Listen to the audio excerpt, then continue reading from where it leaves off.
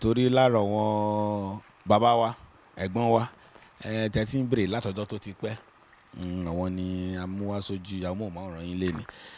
àwa náà wo ẹ̀gbọ́n wa yìí àmọ́ akérédé ẹ̀ ń gbà táwọn wọn àṣàmọ̀ pé gbà yẹn ẹ̀gbọ́n yín ní wàhálà ni wọ́n ẹ̀gbọ́n oníjàgídíjàgan ni wọ́n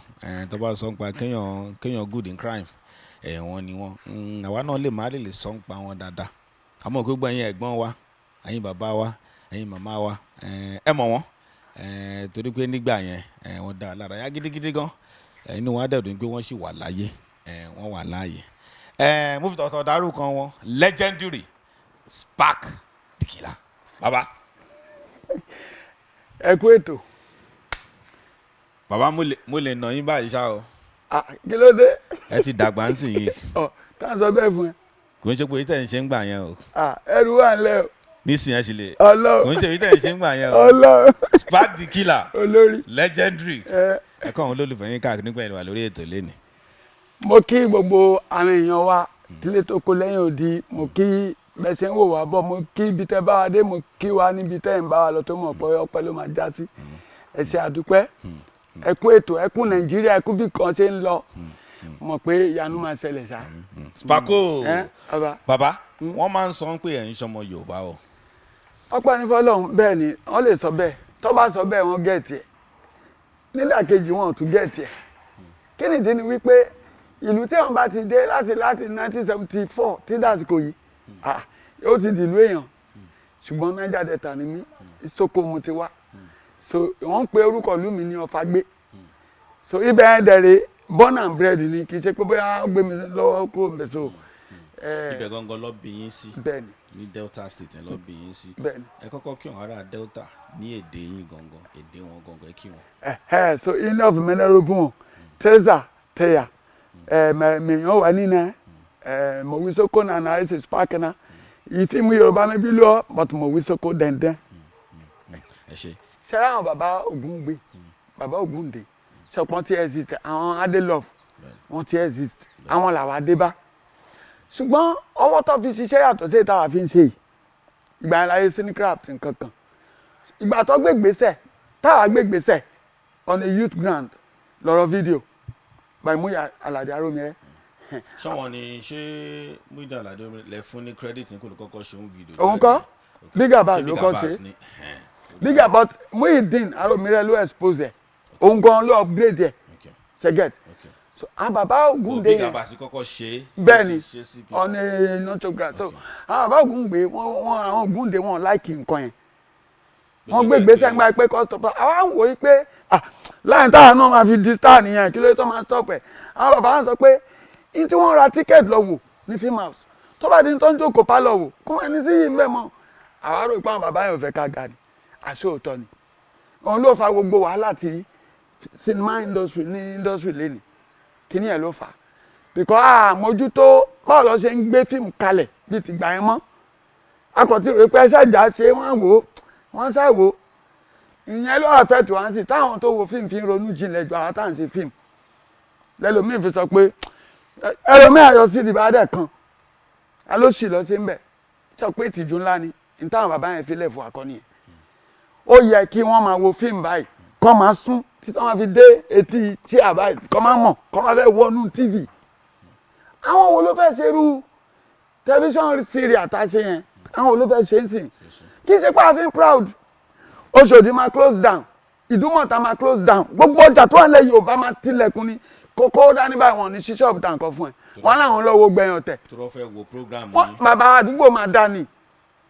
fíìmù wo lọ́wọ́ sí torí bẹ́ẹ̀ bọ́tà bá ń sọ àwọn youth máa rò pé bàbá yẹn kàn sọ kínní ẹ jẹ́ ká padà sí tó ń jẹ́ fíìmù today some of the youth wọ́n try wọ́n gbìyànjú but fíìmù ṣe kánjú ṣe tó o bá ti lówó má lọ díẹ̀ kì í ṣe tálíkà láti ilẹ̀ náà àwa náà ní wàhálà èèyàn gbówó lẹ̀ tàdé fi ń ṣe ń gbà yẹn ẹ ṣe ẹ sọ ń pa bàbá Ògúngbè fún wa torí a gbọ́ pé tó bá ń sọ ń pa ipa táwọn náà kó nídìí tíátà nídìí kò kéré ẹ sọ díẹ̀ nǹkan tó bá wọn ẹ sọ pa. ṣe rí bàbá Ògúngbè àwọn lọ́kọ́ ṣe dance drama àwọn èèyàn mọ̀ pé dance drama nígbà yẹn táyé bá ń yẹ ni o ká máa ṣọ́ra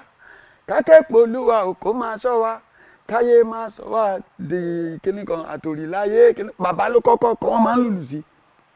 ẹ wá wo dance drama nígbà tó padà dé so bàbá Ògúngbè has been a legend in the industry tó yẹ pé impact wọn ò ṣe parẹ́ èké oníbùdó àwọn cinecraft ńláńlá tó ti ṣe wọ́n dẹ̀ kóyàn mọ́ra but bàbá ló bímọ jù gbogbo àwọn legend tó ti lọ bàbá bí ọmọ bàbá bí 100 children no kì í sáwọn tó jáde lábẹ́ wọn tó bí fúnra wọn bàbá bímọ gan wọn ṣàbí àwọn gan so gbogbo yẹn náà la fi mọ̀ pé yes he was alive and he really tried. bóyá tó sí tó jẹ́ Ṣẹ́gun Ògúngbè mi mọ̀ṣẹ́ mọ̀ ń kékeré ń gbà ẹ̀ṣẹ̀ mọ́. àmọ́ Ṣẹ́gun Ògúngbè kẹ ọmọ ní Ṣẹ́gun Ògúngbè mo dẹ̀ dúpẹ́ ń fún mi lọ́wọ́ yẹn Láyé Ògúngbè là á mọ̀ Láyé Ògúngbè ti kú first born ni àkọ́bí bàbá Ògúngbè but ìyẹn máa ń ṣe kí la ti ń pè bóyá ká build costume ká build craft àwọn nǹkan yẹn ni ẹni ẹ base kì í appear so ti yẹ but Láyé Ògúngbè ìgbà tá a jọ wà Ṣẹ́gun yìí kéré báyìí òun gan mọ̀ so ti yẹ but Ọlọ́run kó fọ̀run ti ké ohun tí òun náà ti ṣaláìsí sọmi yẹ gbogbo bàtà àwọn Láyé fi ń wá síbí tàbí jọ ń ṣe ní ìmọ̀ star kọ̀ọ̀kan lọ́hùn yẹn àfi ààrẹ àgbò tó ṣe màmá star kọ́ọ̀dì sí show me the way 419 story kan OGTV Goroso ti kún sí gbogbo àwọn tẹ́yìn mọ́ Abẹ́òkúta nìyẹn ṣóyè but bí bàbá ń lọ àwọn kan tuntun á jáde létàlá ẹsẹ̀ mọ àwọn ẹ̀bùn ọláyà àwọn bàbá Délé Òdùlé ṣẹ́mọ̀. ẹgbẹ́ mi wọ ti music tẹ̀sọ̀ torí ọ̀pọ̀lọpọ̀ èèyàn máa dúró fún yẹn ń pín èjì rẹ̀ tètè bẹ̀rẹ̀ ń pa music nǹkan ìgbà ẹ̀ máa ń wò pé kí ẹgbọ́n yìí jà nǹkan kọ̀ọ̀kan fò sílẹ̀ ní létàlá dé pé orin ìfẹ́ wọlé ẹ̀yà fídíò ẹ̀ ń gbà yẹn náà nǹkan orin ẹ̀dá nǹkan òyìn ọ̀dẹ̀ fẹ́ ẹ̀mọ̀ kàwá kéré sọ̀rọ̀ orílẹ̀ kí ló tún bí yẹn wá fídíò yẹn gan ẹ̀yà ara lé ó lè má ṣàbẹ̀ṣe òun lẹ́rí tó ń lọ yẹn bàbá nìyẹn kí ló gbé yẹn wá. èyí tó ṣẹlẹ̀ ni pé mo lọ́rẹ̀ẹ́ kan tó pè ní. bàbá ẹ rántí orin yẹn. Òjò ìfẹ́ ni. ẹ̀kọ́ díẹ̀ fún wa fún gbogbo àwọn old school fans yín. Òjò ìfẹ́ rọ̀ sí mi lára ìwọ àyà mi ràgàbomi takùn ìfẹ́ rẹ yí mi ká o má ṣe já wọn tí kò mọ̀ bá ṣe bẹ̀rẹ̀ dàwárú bí Ọlọ́run bá fẹ́ máa fẹ́ àyà mi ìfẹ́ ayé yìí tọ́dọ̀ Olúwa ni báyà mi gbàyà fún mi màrán tòrò ń bo ká máa ṣe fọkọ kan láì sọ fún bàbá ká máa ṣe fàyà kan láì sọ fún bèbí bàbá tíyà wá síwájú àdáyé kí a máa ṣe kà á bùkún lọ. bàbá Spark kí ló gbé wa ṣé orin ṣé inú sinimá kan ni orin ẹ ti jáde. ṣe rí musically náà every actor tó bá yẹ professional ó gbọ́dọ̀ ní idea musical. Yeah. So but mo lọ́rẹ̀ẹ́ kan tó máa ń compose orin fún background music fíìmù wa ń gbà yẹn Majek ó dùn mí Robert Majek so ìgbà yẹn bóyá ní òun rò pé òun máa ráyè compose iṣẹ́ yẹn o because òun ti gbaṣẹ́ kan àlàyé ó ní èmi náà ń kọrin tó bá rí bẹ́ẹ̀ ń gbà yẹn já lọ sọ́dọ̀ Charlie Boy